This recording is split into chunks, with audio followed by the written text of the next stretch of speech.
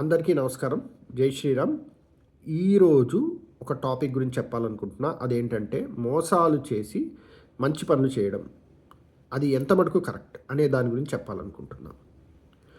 అయితే ఇక్కడ ముందుగా నాకు తెలిసిన ఒక చిన్న స్టోరీ ఒకటి నాకు తెలిసింది. నేను పేరు చెప్పకుండా చెప్పాలనుకుంటున్నా. అది చెప్తాను. ఏంటంటే ఇక్కడ ఒక మొగుడు పెళ్ళాలు కారులో వెళ్తున్నారు. యాక్సిడెంట్ అయింది. భార్య అక్కడికక్కడే చనిపోయింది. అయితే ఆ వ్యక్తి గోఫండ్‌మీ రైజ్ చేసుకున్నాడు. రైజ్ చేసుకున్న తర్వాత ఆ వ్యక్తికి ఎంతో కొంత డబ్బులొచ్చాయి.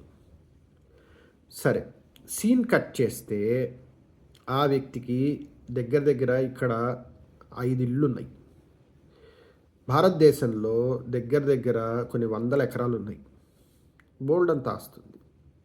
గోఫండ్‌మీ రైజ్ చేశాడు. ఓ $4,00,000 వచ్చాయి. అందులో తన ఇంటి డౌన్ పేమెంట్కి వాడుకున్నాడు. ఆ డబ్బులు తీసుకొని అక్కడేమీ హెల్త్ హాస్పిటల్స్ ఏం లేదు. అక్కడ తీసుకొని ఇంటికి డౌన్ పేమెంట్కి వాడేసుకున్నాడు. ఇది నాకు తెలిసిన ఒక వ్యక్తి నాకు చెప్పాడు. అయితే దీనివల్ల ఇంపాక్ట్ ఏంటి? ఆ వ్యక్తిని వదిలేసేయండి. తీసుకున్న వ్యక్తి ఎట్లా పోయాడు మనకు అనవసరం. నెక్స్ట్ టైం నుంచి మనకు వస్తున్న ప్రతి గోఫండ్‌మీని మనం ఒక అనుమానం చూపుతోటే చూస్తాం, నమ్మం.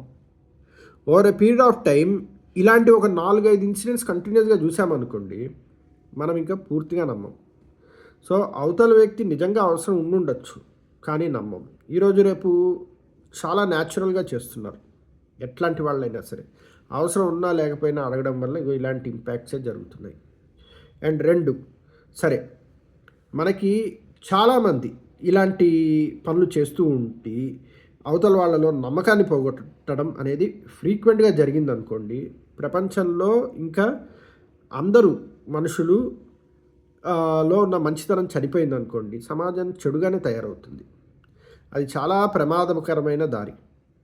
కాబట్టి ఒకవేళ మోసం చేసి మంచి పని చేసినా అది ఆ మంచి పని మీద ఉన్న గౌరవం పోతుంది తప్ప, సరిగ్గా చూస్తే ఆ మంచితనం మీద ఉన్న గౌరవం పోతుంది తప్ప ఏమీ ఉపయోగం ఏమి ఉండదు.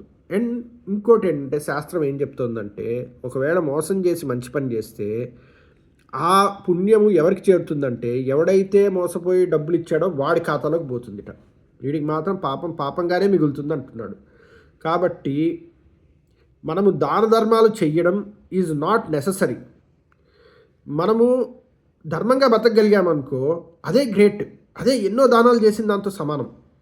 ఎందుకు అంటే, మనం ధర్మంగా బతికామనుకోండి, మనం చూసి 10 మంది ఇన్ఫ్లుయెన్స్ అవుతారు.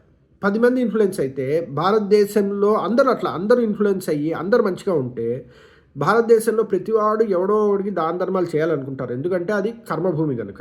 కర్మభూమిలో అందరు కర్మను నమ్ముతారు. నేను మంచి చేస్తే మంచి వస్తుంది, చెడు చేస్తే చెడు వస్తుందని. సో ఏదో మంచి చేద్దాం అనుకుంటారు. అప్పుడు నిజంగా అవసరం ఉన్న వాడికే చేరుతుంది. అలా కనుక చేరడం మొదలుపెట్టింది అనుకోండి, అతి తక్కువ రోజుల్లోనే పేదరికం అనేది పోతుంది. ఎక్కువ రోజులు కూడా పట్టదు. నాకు తెలిసి భారతదేశానికి ఉన్న జనాభా బట్టి మహా అంటే 5 రోజుల్లో పోతుంది.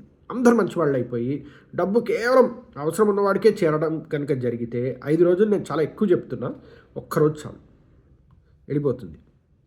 కాబట్టి ప్రాబ్లము ఎప్పుడూ కూడా జనాల్లో దాన ధర్మాలు చెయ్యట్లేదు అనడం కాదు.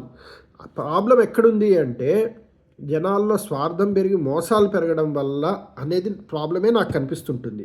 అంతేగాని జనాలు దాన ధర్మాలు చేయకపోవడం అనేది ఎప్పుడూ కాదు. చేయాల్సిన అవసరం లేదు. అసలు జనరల్గా దానం చేయాల్సిన అవసరమే లేదు.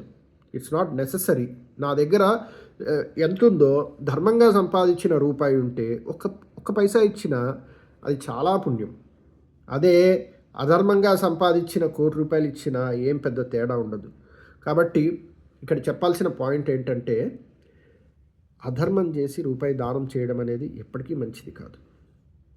సో కష్టపడినది మనం తీసుకున్న దాంట్లోంచే చెయ్యాలి. అండ్ అట్లాంటి వాళ్ళని సమాజం ఎప్రిషియేట్ కూడా చెయ్యకూడదు. ఒకవేళ మీరు చేస్తున్నారు అనుకోండి, వాడి చేసిన ఆ పాపం నుంచి కొంచెం పాపం మీకు కూడా వస్తుంది. ఎందుకంటే వాడు స్వార్థంతో చేస్తున్నాడు. వాడు ₹1,00,000 దోచుకొని ఓ ₹1,000 దానం చేయడం ఏం గొప్ప పని?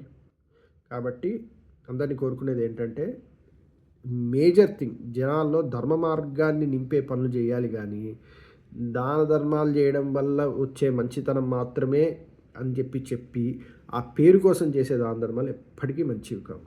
జై హింద్.